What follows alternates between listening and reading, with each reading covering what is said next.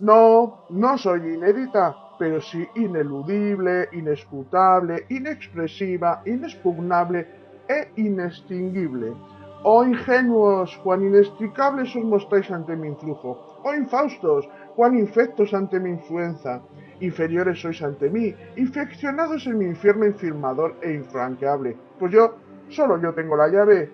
Oh infortunados, infructíferos, ingratos a la larga, que en mí nunca pensáis.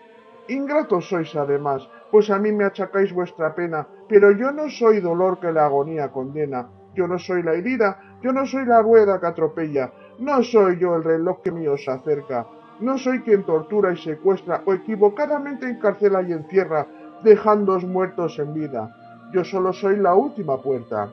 No me injuriéis por ser injusticia pura e inmaculada, siendo vosotros sin embargo marchitables. No me difaméis, insensatos, pues no soy yo quien sumerge a la inmigración en el Mediterráneo, no soy yo quien mata pese a mi nombre o crea contusiones craneales, ni quien enferma cuerpos infantiles o ancianos.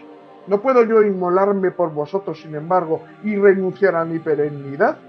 Consideraos, al contrario que yo, bendecidos, pues vosotros, humanos mortales, gozáis de nativismo y prole, mientras que yo, de generación en generación, sola me veo en la misma pole.